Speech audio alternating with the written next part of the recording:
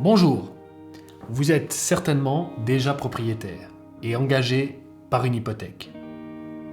Quelles sont vos possibilités pour optimiser votre loyer? Tout d'abord, parlons de la composition de ce loyer. Le premier point est l'intérêt qu'on paye à la banque pour l'emprunt ou le crédit qu'ils nous ont fait. Deuxième poste, l'amortissement. L'amortissement, c'est un montant contractuel avec l'organe financier que nous sommes engagés à verser pour diminuer la dette. Et le troisième point, les charges et le fonds de rénovation. Charge, fonds de rénovation, on regardera par la suite de quoi il est composé. Parlons des intérêts. Chaque propriétaire peut, en tout temps, réviser son dossier auprès de l'organe financier. Et c'est là tout l'attrait d'avoir une personne qui puisse justement le faire pour vous, avec un regard professionnel.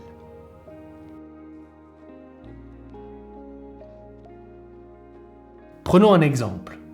Vous avez 100 000 francs de dette auprès d'un organe bancaire ou assurance.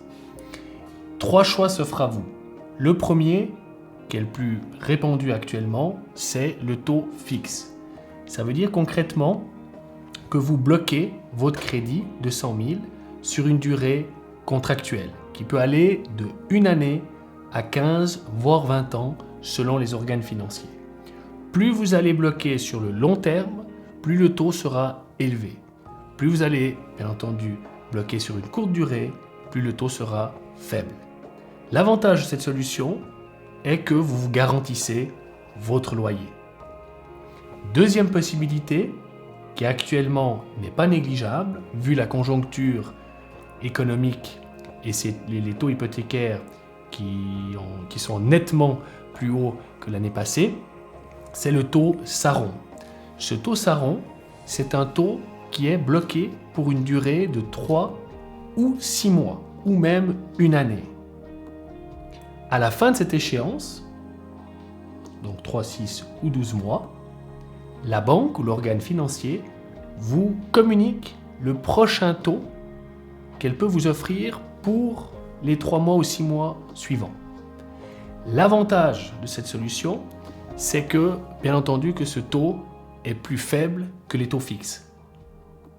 Et dans une situation économique et conjoncturelle actuelle, où c'est très volatile, à mon avis, ça peut être intéressant d'opter pour cette solution-là afin de voir comment la conjoncture va évoluer ces 2 ou 3 prochaines années.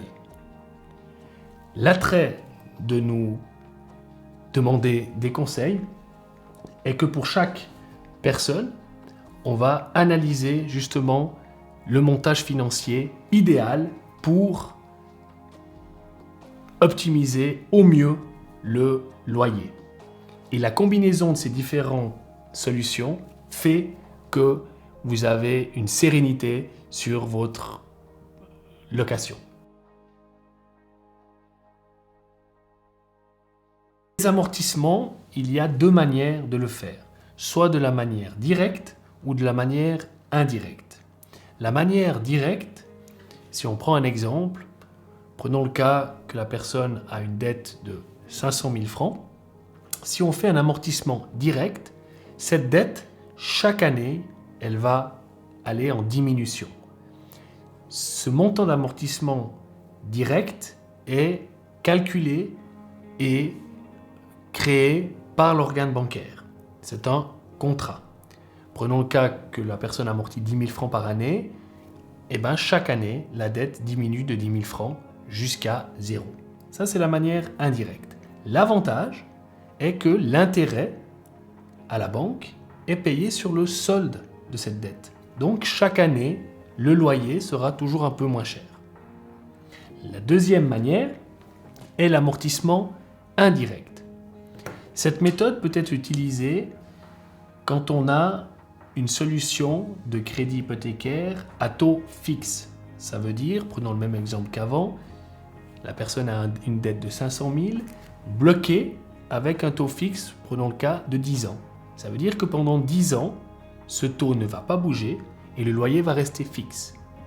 Entre-temps, cet amortissement de 10 000 francs sera versé sur un compte pendant 10 ans avec une rémunération, une stratégie de placement à définir en fonction de la personne et du profil de risque. Et dans 10 ans, à l'échéance du crédit hypothécaire, l'ensemble de cet argent sera versé en une fois sur la dette hypothécaire pour l'amortir, comme je l'ai dit, en une fois. Voilà les deux types de montage. Il n'y a pas de meilleur ou moins bon. L'important, c'est d'analyser votre dossier et de trouver la solution sur mesure en fonction de la situation familiale, successorale, fiscale et j'en passe. Le troisième poste de votre loyer est les charges. Se compose de l'eau, l'électricité, les assurances et aussi l'impôt foncier.